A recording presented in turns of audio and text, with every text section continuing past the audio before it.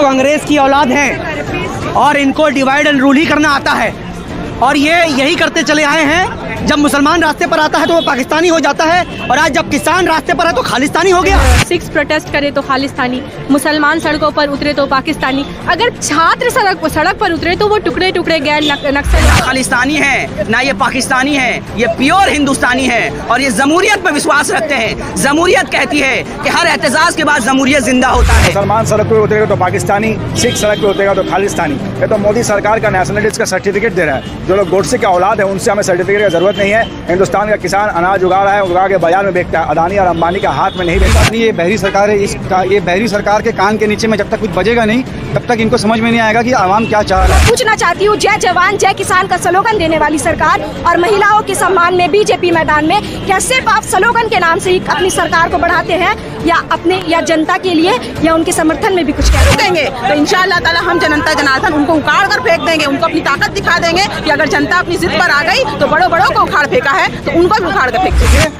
बाप का नहीं है हिंदुस्तान, ये जवान का है हिंदुस्तान, किसान का है हिंदुस्तान। हजारों की तादाद पर आए हैं, कल लाखों की तादाद पर आएंगे। हम ये कहना चाहते हैं कि कलकत्ता किसानों के साथ है, पूरा बंगाल किसानों के साथ है, कल भी था, आज भी है और कल भी रहेगा। जेएनयू में प्रोटेस्ट होता है तो टुकड़े टुकड़े गैंग हो जाता है, जब जामिया में प्रोटेस्ट होता है तो अलग अलग तरीके के नाम दिए जाते हैं। लेकिन वही नेशनल मीडिया पे जब संबित पात्रा जी गोडसे को मुर्दाबाद नहीं कहते तब भी उन्हें नेशनलिज्म का सर्टिफिकेट बांटते हैं ये गोदी मीडिया। पिज्जा से शौक मिट सकता है, भूख नहीं। किसान जो अनाज उगाता है उससे हमारा पेट भरता है और आज हम किसानों के लिए ना सोचे तो किसके लिए सोचे? इसीलिए मोदी सरकार को एक काला कानून वापस लेना होगा। डेमोक्रेसी का मतलब ये है कि अगर आप कोई भी संशोधन करते हैं तो मिनिमम आपको अपोजिशन, उसके साथ साथ आम जनता की राय लेना भी जरूरी है। लेकिन मोदी जी ने जितने भी लॉ पास किए हैं वो रात के अंधेरे में कभी कोई नहीं रहा, अकेले चुपचाप से पास कर दिए। लाख कोशिश कर लो, टुकड़े टुकड़े नहीं कर सकते हमारा। हम साथ थे, साथ हैं और साथ रहेंगे। नाअहल हो जाए, निकम्मी हो जाए, अपने कामों को भूल जाए और अपने स्वार्थ के लिए काम करने लगे तो आप सड़कों पे उतर जाइए और पार्लियामेंट में भी इसका जवाब दीजिए। तो हम लोग पार्लियामेंटेरियन तो नहीं है, पर पार्लियामेंटेरियन को हम लोग दबाव करेंगे कि इस किसान विरोधी बिल के ऊपर में चर्चा हो और इस बिल को जो है निष्कासित किया जाए। आप मन की बात करने आते हैं तो आप पार्लियामेंट की नींव रखने से लेकर मन की बात में अपनी हर एक बात बता देते हैं, लेकिन जनता की बात आप कभी नहीं। रेगुलर ये इत्तेहाद जारी रहेगा क्योंकि किसान नहीं तो हिंदुस्तान नहीं।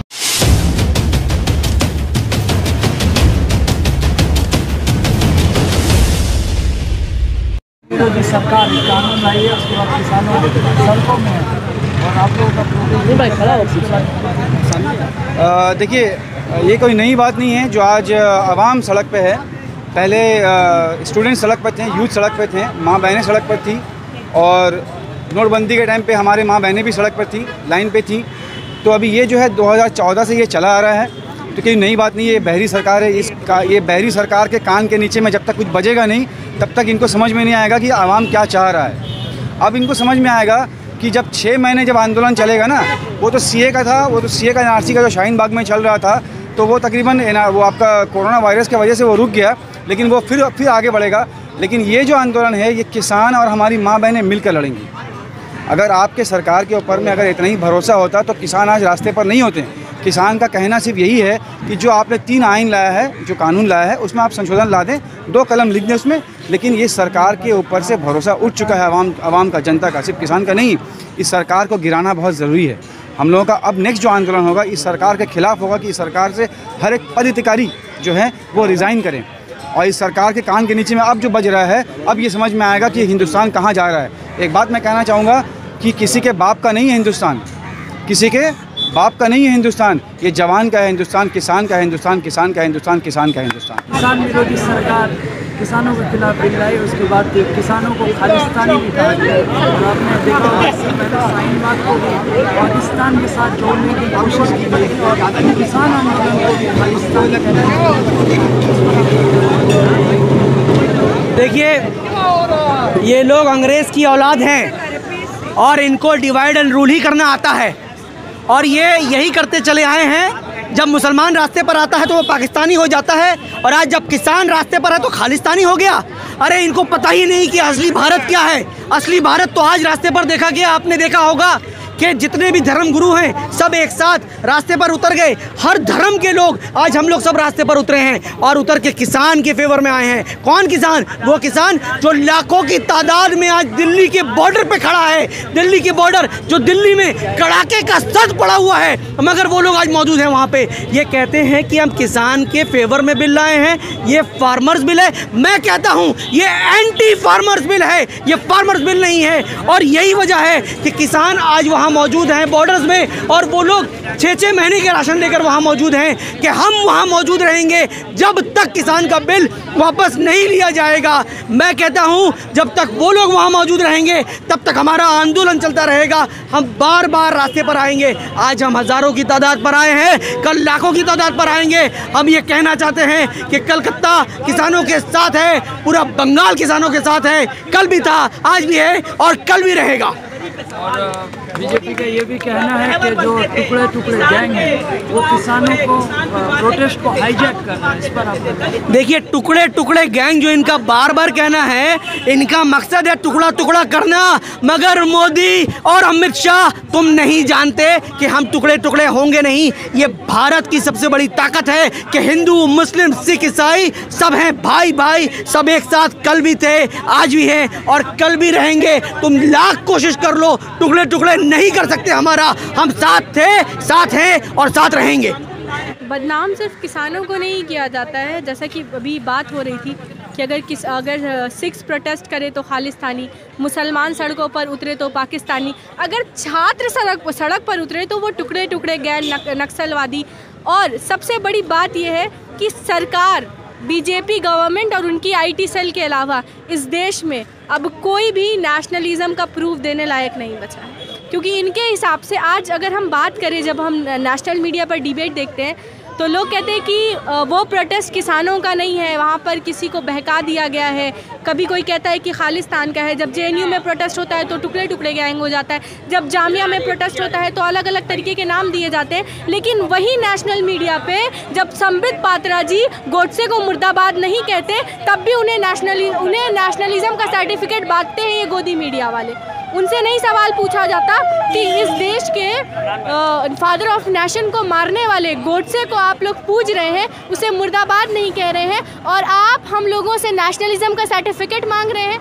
आज किसान जो सड़कों पर उतरा हुआ है, तो सबसे बड़ी देखने वाली बात यह है कि मोदी जी ने कितने अच्छे से वादा किया था कि 2014 में जब नोटबंदी होगी तो 2000 के नोटों में हम चिप लाएंगे, इससे आम आदमी की ज़िंदगी सुधर जाएगी, काला धन वापस आएगा और वो रोड सोने की बन जाएगी, जितना भी स्विस बैंक में पैसा रखा है सब वापस आ जाएगा। तो कहाँ है वो वादे और कहाँ है वो पैसा, और कहाँ है वो छोटा सा चिप जो 2000 की नोट में लगा था, जो मोदी जी ने हम लोगों को पेड़े की तरह गोल गोल घुमाकर नोटबंदी की लाइनों में खड़ा करा दिया था, ये कहकर कि ये आम जनता के हित में। इसके बाद जितने कानून पास हुए, बेनामी एक्ट आप देख लीजिए, इसके बारे में किसी को बताया नहीं गया, चुपचाप से पास कर दिया गया।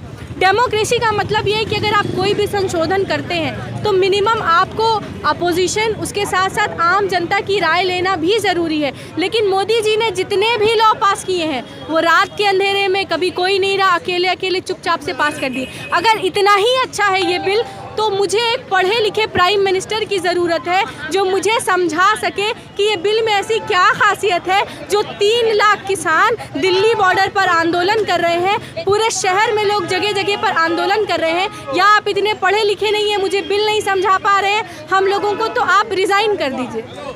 क्योंकि हमें एक पढ़े लिखे पीएम की ज़रूरत है जो अगर कोई कानून पास करे तो ये बता सके कि आपकी यहाँ भलाई। अगर आप ये भी नहीं बता सकते तो रात के अंधेरे में, दिन के उजाले में चुपचाप बिल पास करवाने का क्या मतलब है कि आपके मन में चोर है। जब आप मन की बात करने आते हैं तो आप पार्लियामेंट की नींव रखने से लेकर मन की बात में अपनी हर एक बात बता देते हैं, लेकिन जनता की बात आप कभी नहीं करते। तो जब आप जनता की बात नहीं कर पा रहे हैं तो आप इस्तीफ़ा दे दें, हम अपने लिए कोई और प्रधानमंत्री ढूंढ लेंगे जो हमें तमाम चीज़ें साफ साफ समझा सके।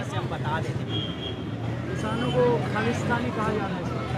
देखिए, मुसलमान सड़क पे उतरेगा तो पाकिस्तानी, सिख सड़क पे उतरेगा तो खालिस्तानी। ये तो मोदी सरकार का नेशनलिटी का सर्टिफिकेट दे रहा है। जो लोग गोडसे के औलाद हैं उनसे हमें सर्टिफिकेट की ज़रूरत नहीं है। हिंदुस्तान का किसान अनाज उगा रहा है, उगा के बाजार में बेचता है, अदानी और अंबानी का हाथ में नहीं बेचना है। इसलिए किसान आज सड़क पे है। और सिर्फ पंजाब में जिस तरीके से आंदोलन हुआ, हरियाणा में हो रहा है, दिल्ली में हो रहा है, कलकत्ता के सड़क पे आज सारे ऑर्गेनाइजेशन, सारे धर्मगुरु, सारे लोग एक साथ रास्ते पे उतर के आज ये दिखा दिए कि कलकत्ता भी किसानों के साथ है। और किसान बिल जब तक वापस नहीं रहेगा, हम लोग आइंदा दिन भी आंदोलन करते रहेंगे। ये ऐसा सरकार हिंदुस्तान में बैठा है जो मंदिर से पंडित को, मस्जिद से इमाम को और चर्च से फादर को रास्ता पे आने पे मजबूर कर दिया है। आज बुद्धिस्ट धर्मगुरु से लेकर सिख धर्मगुरु से लेकर सारे लोग रास्ते पे उतरा है, क्योंकि किसानों के हक में नहीं है। बर्गर पिज़्ज़ा से शौक मिट सकता है, भूख नहीं। किसान जो अनाज उगाता है उससे हमारा पेट भरता है। और आज हम किसानों के लिए ना सोचें तो किसके लिए सोचें। इसीलिए मोदी सरकार को एक काला कानून वापस लेना होगा। और हम लोग आज भी सड़क पे दिखे हैं। इससे भी बड़ा आंदोलन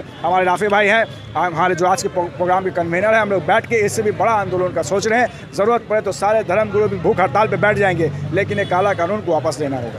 जिस तरह किसानों को बदनाम करने की कोशिश देखिए, इस देश में जब से बीजेपी पार्टी आई है, हर एक तबके के लोग को, हर एक धर्म के लोग को, हर एक जाति के लोग को बदनाम कर रही है सिर्फ अपने फ़ायदे के लिए। ऑपोजिशन अगर कुछ कहती है तो पप्पू कहते हैं, अगर मुसलमान कुछ कहती है तो उनको पाकिस्तान भेजते हैं, अगर किसान कुछ कहते हैं तो खालिस्तान भेजते हैं। वो छोड़ दीजिए, उस मुद्दे पे हमें आना ही नहीं है। हमें आज सिर्फ ये देखना है कि ये देश किस दिशा में जा रही है और ये देश सिर्फ वन मैन आर्मी क्यों रूल कर रहा है, ये हमें चेक करना होगा। और ये पावर इस देश के संविधान ने हमें दिया है कि जनता जनार्दन अगर चाहे तो ऐसी कोई भी पार्टी जो हमें डिवाइड करे, हमारे आम जनता को नुकसान पहुंचाए, हम अडानी अंबानी की बात नहीं कर रहे हैं। ये जनता सिर्फ आई है फ़ायदा पहुंचाने, अमीरों को अमीर बनाने की जो ये पार्टी है और गरीबों को और ज़्यादा गरीब बनाने की ये जो पार्टी है, इसे हमें उखाड़ फेंकना है। और इसी ताकत के साथ, इसी जनता के ताकत के साथ हम यहाँ देश के कोने कोने पर हम रैली कर रहे हैं, हम आंदोलन कर रहे हैं। चूँकि ये कोई पॉलिटिक्स नहीं है, पॉलिटिकल बैनर के पीछे ये कोई जो रैलियाँ हो रही हैं वो नहीं हो रही हैं। आम औरतें घर में बच्चों को लेकर, बच्चों को सुलाकर काम करके आम औरतें इस रैली का हिस्सा बन रही हैं, क्योंकि वो जानती हैं कि आज अगर किसानों पर आई है, आज अगर स्टूडेंट्स पे आई है, आज अगर हिंदू मुसलमान पर आई है, तो कल को चल के हर इंसान पर आने वाला, हर जितने भी सिटीजन हैं उन सब पर ये मुसीबत आने वाली है। तो इससे पहले ये मुसीबत उन पर आए, इसीलिए हमें एक ताकत होकर, एक साथ होकर ये फाइट करना है और इस सरकार को एक्सपोज कर देना है। जितना ज़्यादा हम इकट्ठा होंगे उतना ज़्यादा हमारी ताकत का उन्हें अंदाज़ा होगा और वो काला कानून जो भी दिन ब दिन हर महीने पास करते जा रहे हैं वो रुकेगी। अगर वो नहीं भी रुकेंगे तो इंशाअल्लाह ताला हम जनता जनार्दन उनको उखाड़ कर फेंक देंगे, उनको अपनी ताकत दिखा देंगे कि अगर जनता अपनी जिद पर आ गई तो बड़ों को उखाड़ फेंका है तो उनको भी उखाड़ कर फेंक देंगे। रैली जो हम लोगों का स्टार्ट हुआ है वो किसान बिल के मतलब अगेंस्ट में हम लोगों ने स्टार्ट किया है। तो देखिएगा, आज काफ़ी लोग जो है वो ये पूछ रहे हैं कि किसान इस बिल का मतलब विरोध क्यों कर रहे हैं। ठीक है, गवर्नमेंट जो है, सरकार कह रही है कि हमने किसान के मुनाफे के लिए इन तीनों बिलों को पास किया, लेकिन अगर आप तीनों बिलों को बारीकी से पढ़ेंगे तो आपको ये बात समझ आएगा कि इन तीनों बिलों में कहीं से भी किसान का कोई फ़ायदा नहीं है। जहाँ एक तरफ कंगना रनावत को झांसी की रानी का दर्जा दिया जा रहा है, तो वहीं दूसरी तरफ जो फार्मर्स प्रोटेस्ट कर रहे हैं उसको खालिस्तानी कहा जा रहा है। तीनों बिलों को अगर आप बारीकी से पढ़े तो पहले बिल में MSP को पूरी तरह से हटा दिया गया, मिनिमम सपोर्ट प्राइस, जिसके तहत जो किसान थे वो अपनी फसल का एक मौजूदा रकम तय करते थे। बिल की दूसरी तरफ कहा गया कि बिल का जो ज़मीन जो है वो जो मालिक है, बड़ी कंपनियां हैं, उनके पास रहेंगी और किसान उस ज़मीन पर सिर्फ गुलामों की तरह नौकरी करेंगे, जैसे ब्रिटिश के रूल के ज़माने में हुआ करता था। ब्रिटिश किसानों को गुलाम बनाकर बंधुआ मजदूर बनाकर रखते थे। बिल में तीसरी तरफ अगर आप देखें तो साफ तौर पर इस बात को वाज़ेह किया गया कि ज़रूरी अशिया जो है, प्याज, आलू, तेल, उन तीनों चीज़ों को ज़रूरी अशिया में नहीं गिना जाएगा। इन तीनों चीज़ों को बड़ी कंपनियां स्टॉक करके रख सकती है मगर किसान नहीं। और अगर ऐसा होता है तो बड़ी कंपनियां जितना भी दाम लगाएंगी, जो जनता है उन्हीं दामों पर बड़ी कंपनियों से इन सारे सामानों को खरीदेंगी, जिससे ना सिर्फ किसानों का नुकसान है बल्कि आम जनता का भी नुकसान है। तो जहाँ एक तरफ हमारी सरकार जो है जय जवान और जय किसान का स्लोगन देती है, तो वहीं दूसरी तरफ अब हालात ऐसे हो गए हैं कि वहीं दूसरी तरफ सरकार कह रही है जाओ जवान मारो किसान। हमने अभी हाल ही में देखा जो फार्मर्स प्रोटेस्ट कर रहे थे उन पर वाटर कैनन से बारिश की गई, किसानों को मारा गया, काफ़ी किसान ठंड से मर गए। तो मैं पूछना चाहती हूँ जय जवान जय किसान का स्लोगन देने वाली सरकार और महिलाओं के सम्मान में बीजेपी मैदान में क्या सिर्फ आप स्लोगन के नाम से ही अपनी सरकार को बढ़ाते हैं या जनता के लिए या उनके समर्थन में भी कुछ कहते हैं? शुक्रिया। पहले मैं बता दूं कि किसान इस भारत देश का पुत्र है, इस भारत देश का जो है लाल है किसान का कभी जो है नारा दिया था हमारे पूर्व प्रधानमंत्री लाल बहादुर शास्त्री ने, जय जवान जय किसान। और ये भारत देश कृषि प्रधान देश है। हम लोग उस स्टेज वो कंट्री है जो दूसरे कंट्री को हम लोग अनाज भेजते हैं क्राइसिस में, वो हम लोगों का मर्तबा है हिंदुस्तान का। और जो ये सरकार है जो किसान विरोधी सरकार बीजेपी की है वो प्रोटेस्टर्स को बोल रही है खालिस्तानी। कभी सीए का विरोध होता है तो पाकिस्तानी कहते हैं, कभी किसान आंदोलन करते हैं हमारे पंजाबी भाई बहन तो उन्हें खालिस्तानी कहा जाता है। मैं बता दूं कि ये ना खालिस्तानी है ना ये पाकिस्तानी है, ये प्योर हिंदुस्तानी है और ये जमहूरियत में विश्वास रखते हैं। जमहूरियत कहती है कि हर एहतजाज के बाद जमहूरियत जिंदा होता है और यही अपने हक को लेने के लिए जो संविधान में बाबा साहब भीमराव अम्बेडकर ने हम लोगों को लिख के दिया है इतना प्यारा किताब कि अगर सरकार नाअहल हो जाए, निकम्मी हो जाए, अपने कामों को भूल जाए और अपने स्वार्थ के लिए काम करने लगे तो आप सड़कों पे उतर जाइए और पार्लियामेंट में भी इसका जवाब दीजिए। तो हम लोग पार्लियामेंटेरियन तो नहीं है पर पार्लियामेंटेरियन को हम लोग दबाव करेंगे कि इस किसान विरोधी बिल के ऊपर में चर्चा हो और इस बिल को जो है निष्कासित किया जाए। और हम लोग सामाजिक कारकुन जितने हैं, हम लोग जितने भी मास पीपल हैं वो सड़क में चक्का जाम करेंगे और संघर्ष करते रहेंगे अपने किसान भाई और बहनों के साथ में कि ये किसान विरोधी कानून को जल्द से जल्द वापस लिया जाए। सबसे पहली बात ये है कि मोदी जी ने जो पार्लियामेंट में ये बिल किया, ये तो सबसे पहली बात सबको पता है ये अनकॉन्स्टिट्यूशनल है। दूसरी बात,